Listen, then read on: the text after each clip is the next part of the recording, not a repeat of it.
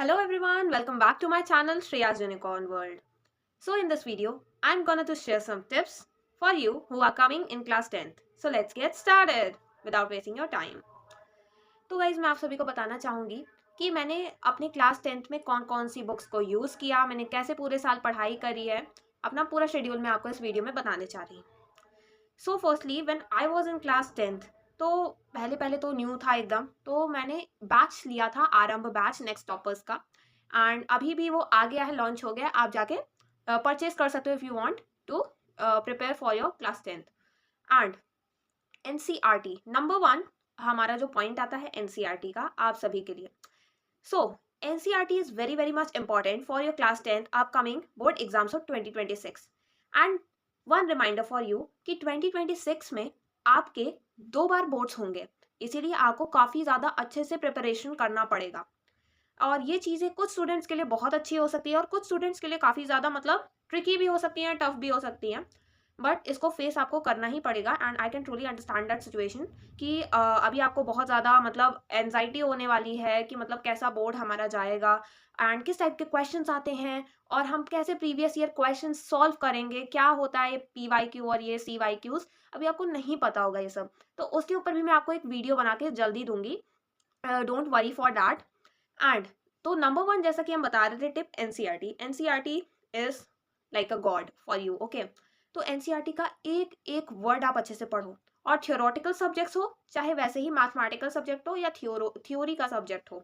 For example science की बात करें, बच्चे काफ़ी ज़्यादा टकते हैं क्योंकि वो लाइन बाय लाइन नहीं पढ़ते हैं उस चीज़ को। एनसीईआरटी को आप मत पढ़ो, पहले पहले आप वन शॉट वीडियोस को देख लीजिए यूट्यूब से, अगर आपने बैच नहीं परचेज किया है। उसके बाद आप एनसीईआरटी खोलो, उसमें अपना हाईलाइट कर लो जो भी आपके पॉइंट्स हैं, जो भी डायग्राम्स हैं, उनको अच्छे से प्रैक्टिस कर लो। एंड गाइस अभी भी टाइम है, आप वेकअप हो जाओ, क्योंकि 10th के रिजल्ट्स मैं कहूँगी मैटर करते भी हैं, मैटर नहीं भी करता है 10th का रिजल्ट। और मैं ये वीडियो आपको बता दूँ अपने रिजल्ट के पहले शूट कर रही हूँ, ठीक है। और रिजल्ट का भी वीडियो मैं ज़रूर बनाऊंगी। So don't worry about that कि I am speaking without anything else कि अभी मेरा रिजल्ट नहीं आया, now how I am speaking that. तो मैं आपको कुछ टिप्स बताना चाह रही हूँ। हाँ, तो एनसीईआरटी हमारा हो गया। Now coming to the point number second, कि मैंने कौन कौन सी रेफरेंसेज ली थी। तो रेफरेंसेज की बात आ गई। अगर आप एक एवरेज स्टूडेंट हो और you just want to clear your class 10th board exams, then only NCERT, I must prefer only NCERT for you. But अगर आप क्लास 10th में अच्छे मार्क्स से पास होना चाहते हैं और एक्सीलेंट मार्क्स लेके आना चाहते हो, so I would suggest you that कुछ रेफरेंसेस हैं जो मैंने यूज़ किया था। And that is number one, coming towards maths, क्योंकि काफ़ी ज़्यादा अच्छा सब्जेक्ट है और काफ़ी मान्य सब्जेक्ट भी होता है ये सभी पेरेंट्स या टीचर्स की नज़रों में। तो मैंने तो मैथ्स बेसिक लिया था और आप उसके अकॉर्डिंगली बुक्स को परचेज करना। I have taken class 10th, when I was in class 10th I chose maths basic. तो बेसिक मैथ्स के लिए अच्छे से पूरी एनसीईआरटी पढ़ना, अगर आप बेसिक के स्टूडेंट हो। एक एक एग्जाम्पल लगाइए, एक एक एक्सरसाइज लगाइए आप। और reference book a month before which I purchase for my preparation is Educart mathematics basic class 10th book. आप जाके परचेज कर सकते हो, मैं आपको उसका सारा मतलब जितनी भी इमेजेस हैं जो भी है मैं सब आपको दिखा दूंगी एक यूट्यूब शॉर्ट्स में। You can go and watch it there. And standard लिए हो तो स्टैंडर्ड की भी आती है, not to worry about that. तो ये सारी चीज़ें थी, मैथ्स को काफ़ी ज़्यादा अच्छे से पढ़ना। And if you are worried कि क्लास 10 की मैथ्स कैसी होती होगी, अगर अभी तक आपने क्लास 10 की बुक्स नहीं देखी हैं, तो मैं आपको बता दूं कि क्लास 10 की maths is not very very much tough than ninth की maths is literally, I can understand that is very very tough, क्योंकि मैं भी 9th से पढ़ चुकी हूँ। And in comparison to 9th, 10th is very easy. 10th की जो मैथ्स है गाइज ईजी है, I am not saying that overall easy, but easy है। एंड कई सारे बच्चे ट्रिग्नोमेट्री चैप्टर से भी डरते हैं, बट नॉट टू वरी, आपको टाइम पे आ जाएगा अगर आप अच्छे से प्रैक्टिस कर लोगे तो। Now coming towards second subject, that is science. Science भी काफी ज्यादा इंपॉर्टेंट माना गया है हमारे यहाँ। तो साइंस में एनसीईआरटी मैंने बता दिया एक एक पॉइंट अच्छे से। एंड मेरे पास साइंस में 2 रेफरेंसेस थी। फर्स्टली अभी जब मेरा एग्जाम्स नहीं आया था, इन बिटवीन जून और जुलाई में मैंने उसको परचेज किया था क्वेश्चन बैंक को। And that was Oswal. Oswal question bank class 10, उसमें हर एक चीज आपको अच्छे से दिया है। टॉपर की आंसर शीट्स के भी कुछ पेजेस उस पर दिए हैं, and where you can see कि टॉपर ने कैसे आंसर्स लिखे हैं। तो ये ज़्यादा बेनिफिशियल है आपके लिए कि आपके आने वाले बोर्ड एग्जाम्स में आप कैसे आके आपको कैसे लिखना है एक एक चीज़। प्रेजेंटेशन टिप्स काफ़ी ज़्यादा मायने रखता है क्लास 10th में। तो ये तो हो गया हमारा Oswal. Now coming towards second one, कि कौन सी वो दूसरी बुक थी। तो वो दूसरी बुक थी जो कि मैंने बोर्ड एग्जाम से पहले वही जो है मैंने खरीदा था, एंड दैट वाज ऑफ एजुकार्ट की ही थी, प्रशांत भैया की, आप सभी जानते ही हैं। मैंने तो क्लास 10th में प्रशांत भैया से ही पढ़ा था और उन्हीं की बुक से भी पूरा प्रैक्टिस किया था। लिटरली गाइस, आपको सिर्फ रेफरेंस बुक में बुक ही नहीं मिल रहा है, अलॉन्ग विथ 3 OMR आपको जो भी भरना है, आपको एक प्रैक्टिस एजुकार्ड प्रयास आपको मिलेगा। लेकिन उसको बोर्ड एग्जाम से 2 महीने पहले, 3 महीने पहले आप प्रैक्टिस कर सकते हो। वैसे तो मैंने 1 महीने पहले से प्रैक्टिस करना स्टार्ट किया था उसको। तो आप एजुकार्ड का जाके ले सकते हो और उसमें माइंड मैप्स भी होते हैं that are very very much beneficial for you, और उस वाल में भी आपको माइंड मैप्स मिलेगा। दैट डिपेंड्स, जरूरी नहीं है अगर आप क्वेश्चन बैंक नहीं खरीदोगे, स्किप करना चाह रहे हो तो आप स्किप भी कर सकते हो। लेकिन अगर आप लोग को क्वेश्चन बैंक चाहिए, so I can provide it for you. So you can tell me in the comments if you want that question banks. Now, अब बात आती है हमारे थर्ड सब्जेक्ट की, that is English. Yes guys, English. तो English में भी काफ़ी ज़्यादा मतलब होता है हम स्टूडेंट्स को कि इंग्लिश समझ में नहीं आती। तो मैं आपको बता दूं, इंग्लिश दो तरह की है हमारी क्लास 10th में। First is language and literature and second is communicative English. And when I was in class 10th I used to study communicative English. And communicative English के लिए I would suggest you Educart का जो book है question bank I have purchase, उसका भी मैं video आपको shorts में दिखाई दूंगी। तो वही मैंने उसे पूरा साल पढ़ा है और उसमें ग्रामर की सारी चीज़ें दी हैं, reading skills, writing skills, grammar skills and जितना भी चैप्टर वाइज है ना, आपको पूरा एनसीईआरटी का क्वेश्चन, PYQ सब चीज़ें हैं। आप वहाँ जाके अच्छे से अगर आप वो बुक खरीदोगे, आपको हर एक चीज़ अच्छे से विद एक्सप्लेनेशन समझ में आएगी।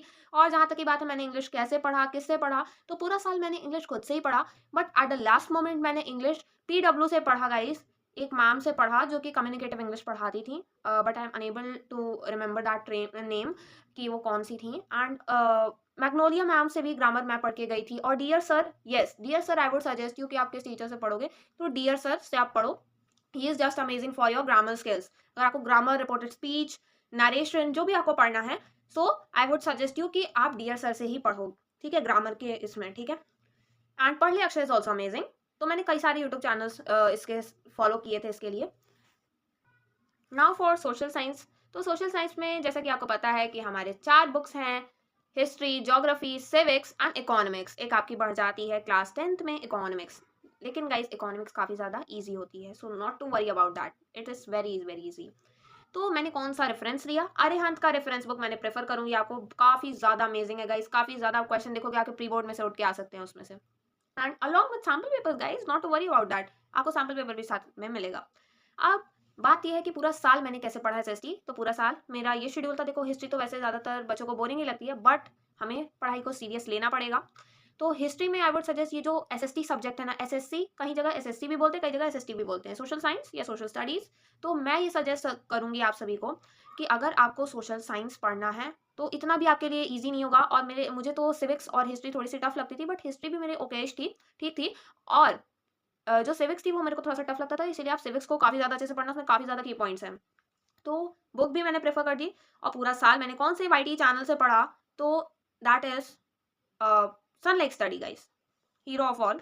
एंड आप उससे पढ़ो, कम टाइम के अंदर आपको अच्छा बेस्ट से बेस्ट कंटेंट मिलेगा। अगर आपको एसएसटी नहीं समझ में आती ना, you will surely understand from that. और अगर तभी नहीं समझ में आ रही है ना, so try to make a habit कि आप उसको एक स्टोरी वे में समझो।